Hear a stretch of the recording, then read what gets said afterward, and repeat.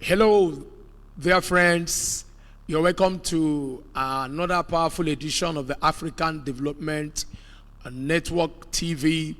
African Development Network broadcast is a transformational socio-political and economic system that has been created to create unusual transformation, development in the continent of Africa. My name is BARR Emmanuel. I'm the international president of the IGOD. IGOD means Initiative for Good Governance, Leadership and Economic Development. And our commitment is to make sure that we partner with all Africans, everywhere you are, all over the world, who believe in the development and the transformation of the continent of Africa. This broadcast, or this training session, or this University of Africa Transformation is sponsored by the IGOD, just like I earlier mentioned. IGOD means Initiative for Good Governance, Leadership and Economic Development. It's also supported by the Leeds Fade Outs group of companies, and also supported by the Fade Outs Transformation Assembly. Our commitment is to make sure that we partner with people like you to create unusual leadership, economic and socio-political transformation in the continent of Africa. So those do well to get to our website that is on the screen, and also www.fadehouseng.org, or the phone number that is on the screen, so that we can connect with you everywhere you are, all over the world. As long as you are an African, as long as you have a vision, it doesn't matter whether you are into business or economy, political or governance, an entertainer, you are into what kind of business, education, media, you are a consultant, and you believe that there's something that you can contribute towards the development and transformation of the continent of Africa. We're here to work with you. We're here to partner with you as we work together. We're trusting that over time, within the shortest period of time, from now to the year 2030, there's going to be a massive boom in the continent of Africa. No little wonder you find several persons trying to come and invest in the continent. And I want you to know that this is our season. I want you to know that this is the time that Africa will definitely rise up again. It's your friend and your brother, just like I said, BARR Emmanuel, and I'm just coming across your path today from the studios of the International Center for Leadership, Diplomacy, Economic and Human Development in Owerri, Imo State, Nigeria, West Africa. Today I will be talking about, in fact, I'm going to run this in a series of teaching or training or education or enlightenment or whatever thing you're going to, in fact, I don't really know what I'm going to call this. And I'm going to be going through some step-by-step approach of the things that I've actually outlined to talk to everyone. So do well to share the link to your friends, to your brothers, anyone that is in government who believes in the development of his community, his establishment, who believes in the transformation of the continent of Africa. Today, I will be talking about what are the causes of underdevelopment of the continent of Africa. What are the things that have created this series of underdevelopment, even after 60 years that the African continent, most countries in Africa have gotten their independence. And we're going to be focusing on number one. This is part number one. It's going to run in a series of discussions. Please do well to be part of us should the case we drop another video. And one of the things we're going to be handling has to do with inability to convert natural resources to national wealth. Inability to convert natural resources to national wealth. The inability of several countries in Africa, in Nigeria, my country, to convert natural resources to national wealth is the number one reason why the continent of Africa, why Nigeria, why Ghana, is still underdeveloped.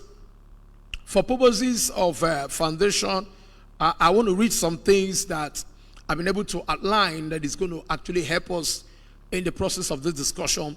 You are willing, you're open, you can actually make your comments or get across to us on any platform that you think that is important. Let me start by saying, I want to read for you. He said, many people have given several reasons why the African continent is in deplorable state. And said, we find out that today why it cannot be fixed has become the challenge of the situations and the reasons now. He said, for most of my African brothers, it has become a habit for us to keep blaming the colonial masters for the current economic poverty and backwardness that has plagued the continent of Africa.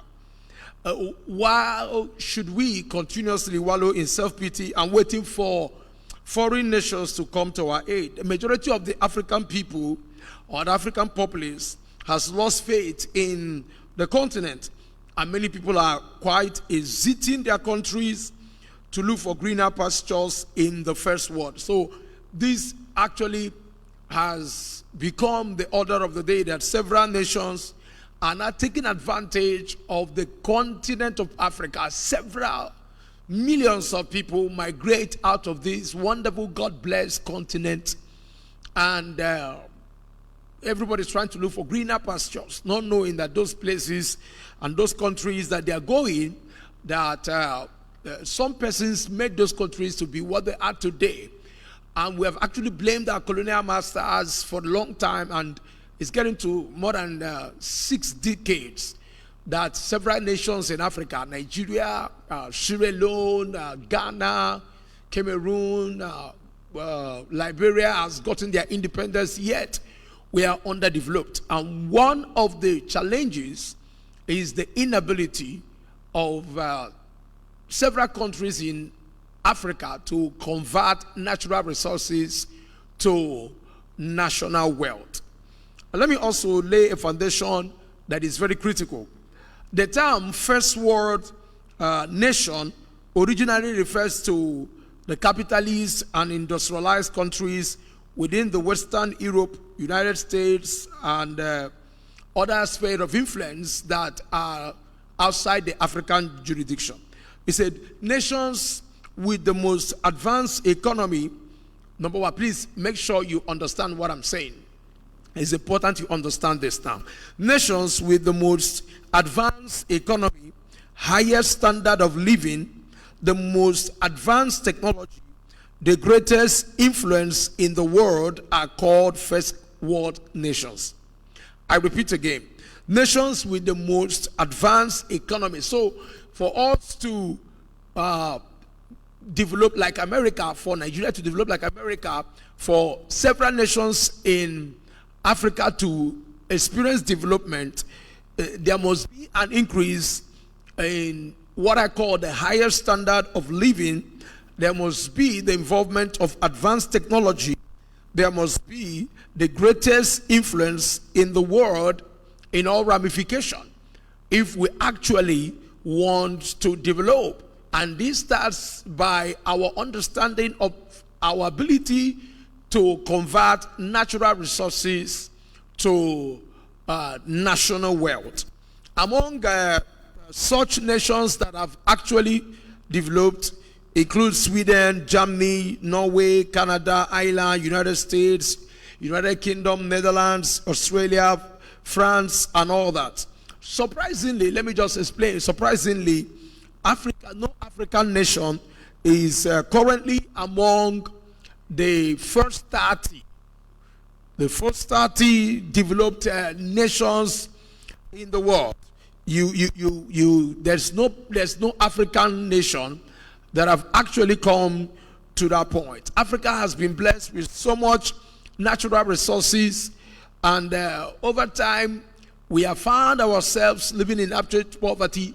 We have so much human resources.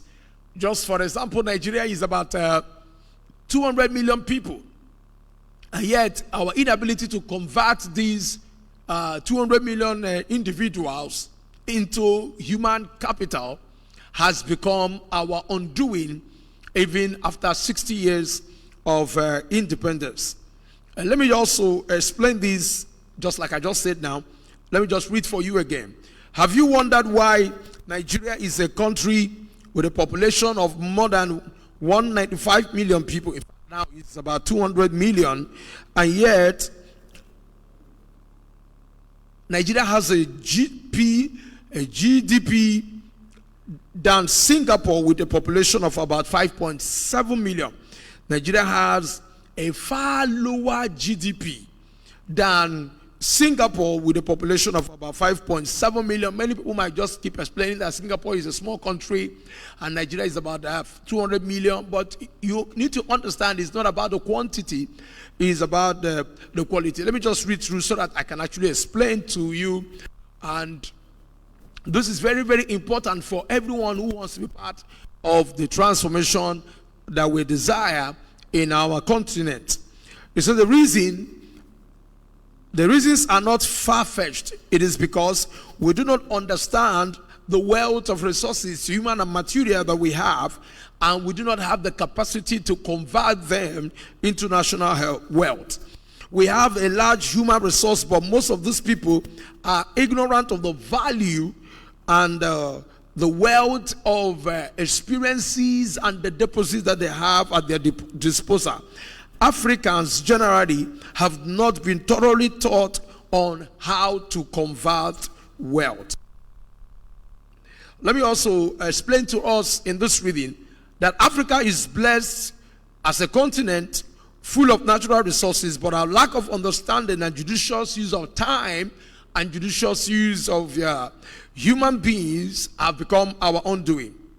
For example, some of the most sought after mineral resources in the world is deposited in the Democratic Republic of Congo. Let me just explain to us the Democratic Republic of Congo, and it has become one of the wealthiest nations when it has to do with natural resources, but the poorest because of lack of conversion. And this is also applicable to several nations in the continent of Africa.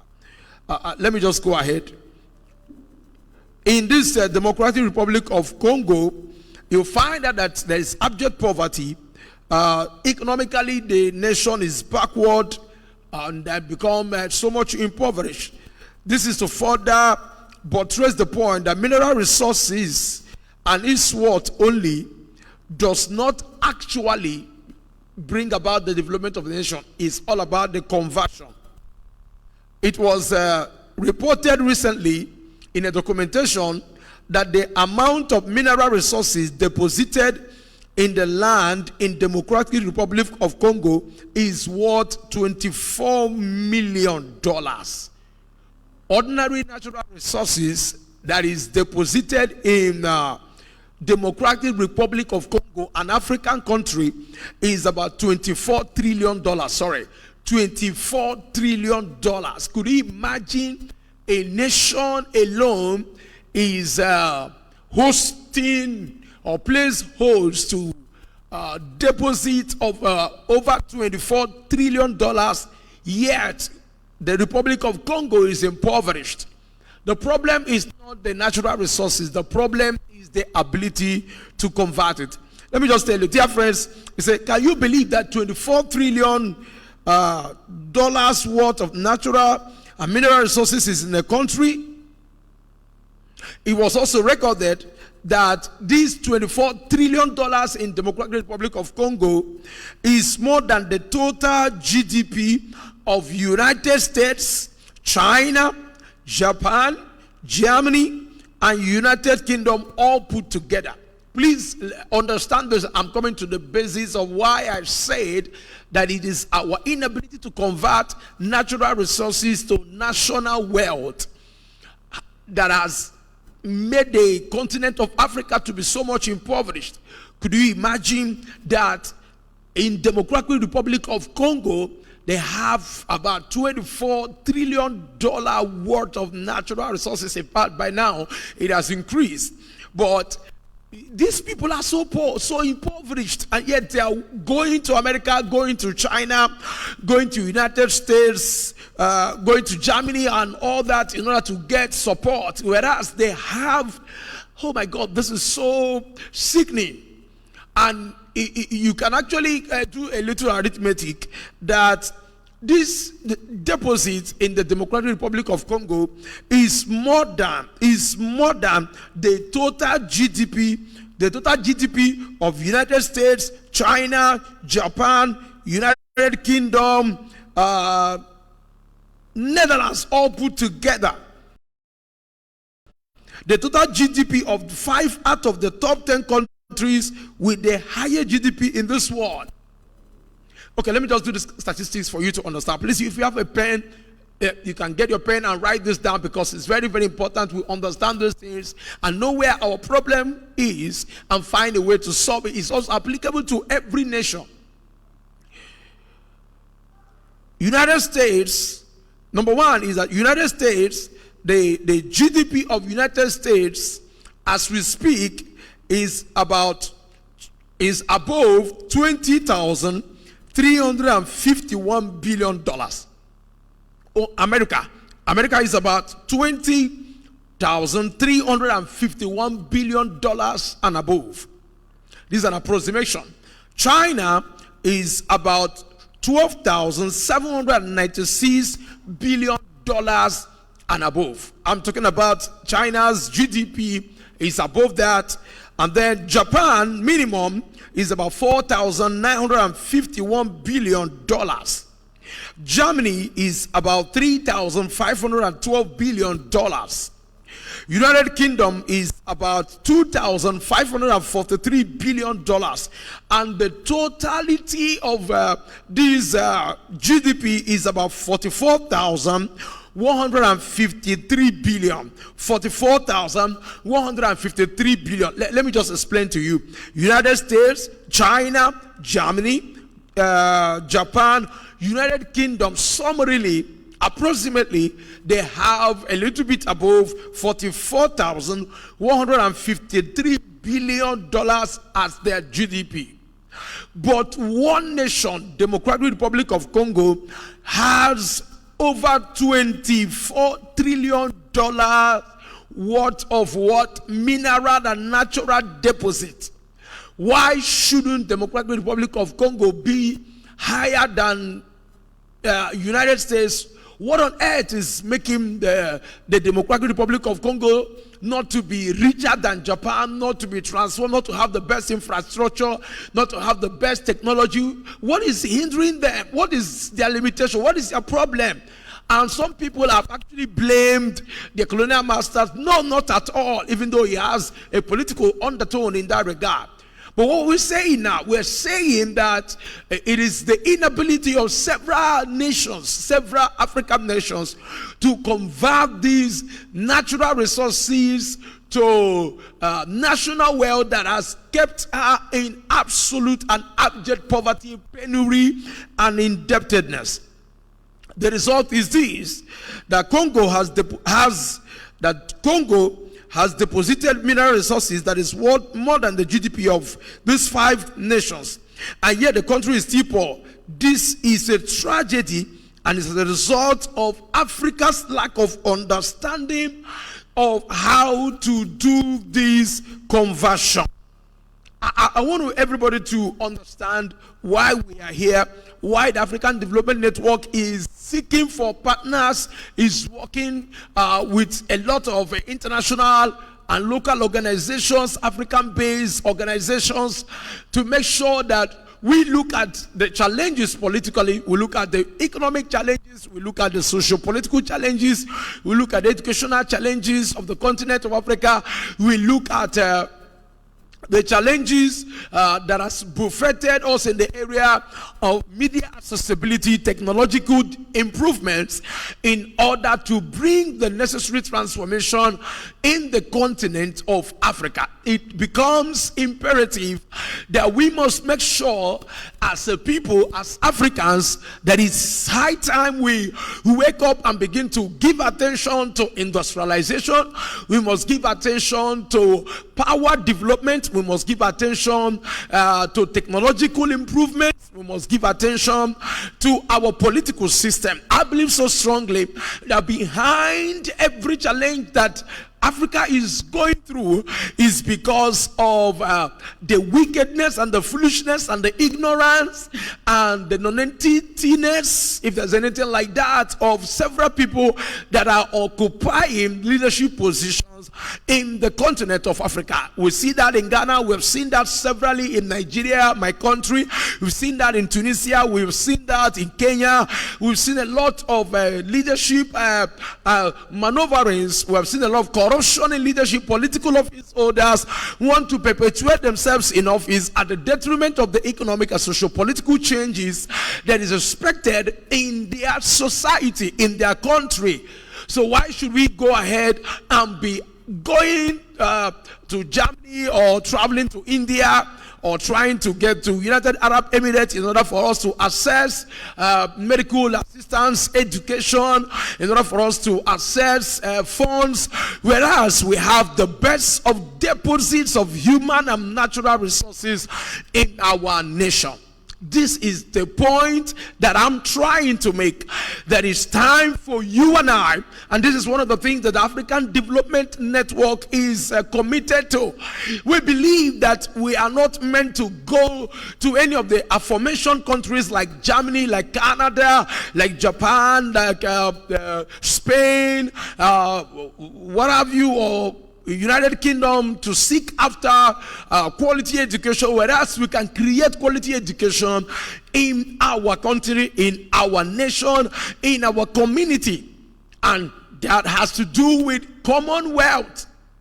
When a man is committed to building an individual wealth, he may just empower his family alone. But once somebody is involved in building collective wealth, you've got to discover there will definitely be development. The challenge we're having in the continent of Africa because we have one individual that wants to be the richest man in the community, one individual that wants to be the richest man in the state, one individual that wants to be known or recommended as the richest man in his country, in the continent. Fine and good. That's your own ambition. But you know what? We at the African Development Network, our interest is to make sure that we build collective wealth, that we come to the point where we find a relationship, where we find a synergy and build a synergy with like minds who are going to explore the various natural and human resources that life, nature, and God has given to us, so that we can actually create an environment of systems that can make Africa the pride of this whole wide world, that can actually remove shame from the continent of Africa. So this is our commitment. We are not just restricted to Nigeria. We are working to make sure that in all the African countries, wherever you are, whoever you are, whatever you're doing, we need to partner with each other. We need to make sure that we transfer knowledge, we transfer information, we transfer experiences. We do a lot of partnership in different aspects of life and society, whether you are in government or politics, or you are into medical science, discovery, invention, whether you're into leadership development, whether you are into youth mentorship, or you are involved in agriculture, you are into pharmaceutical medicine. It doesn't matter what you're doing. We believe so strongly that we can actually look at ourselves, and for those of you who have the privilege, or who decided, or who felt that they could actually live in any of the countries like Australia, like Sweden, like Netherlands, wherever you are, and you have gotten some experience, you have gotten some contacts, you have gotten some connections with some people, and inside of you, you still believe that you can actually make contribution towards the development of your country, whether it's in Egypt, whether Liberia, Libya, whatever is the description or the location of your country. As long as you are an African, as long as you have passion, as long as you have vision, we need to work together. We need to first and foremost begin to change our leadership perspective. Number two, we need to get a strong commitment to patriotism as long as the continent of Africa is concerned. Number three, we need to begin to create a strong value system that is void of corruption, value system that fights corruption, that fights irresponsibility, that fights laziness. We must also come to the point where we begin to raise a lot of responsible people from the African descent. Whether you are a pastor, whether you are an imam, or whatever description of the things that you think that you're doing, we consistently know that until we begin to know and access some quality information on how to convert our gold, convert our oil, convert our sugarcane to sugar, convert most of these natural resources that we have into tangible products, exportable products, into things that has strong power, we will definitely be so much in poverty, our natural resources notwithstanding. It's just for, let me just say, for example, in a family where you have somebody has about, let's say, give an example, he has about 7 boys and has about 4 girls, a man that has about 7 boys and 4 girls, and those 11 have is 11 set of human beings that are nuisance. They are just there to increase the level of disorderliness and entropy in your family system. This is the same thing that is happening in the continent of Africa, with millions of people who are just suffocating the oxygen that is meant for certain people, with millions of people in Nigeria, billions of people in Africa who are just creating and increasing competition in the Commonwealth, in the little and meager resources, food, water, air that some productive people should have actually had access to. But we can actually reduce that by engaging ourselves in human capital development, which is what I'm going to be talking about in the next edition of this broadcast. Friends, I know that I've inspired you. I know that there's something inside of you. Please, let's get connected. Let's share ideas together. We believe that we can actually make impact. We believe that Africa can be wonderful again. We believe that Africa can actually change, starting from where you are. And summarily, please listen to this before I close. The wealth of nations is dependent on that nation. The wealth of any nation and its ability to become national wealth is dependent at their disposal. Number 3 is that the richest countries in the world are not those that have the natural resources and understanding why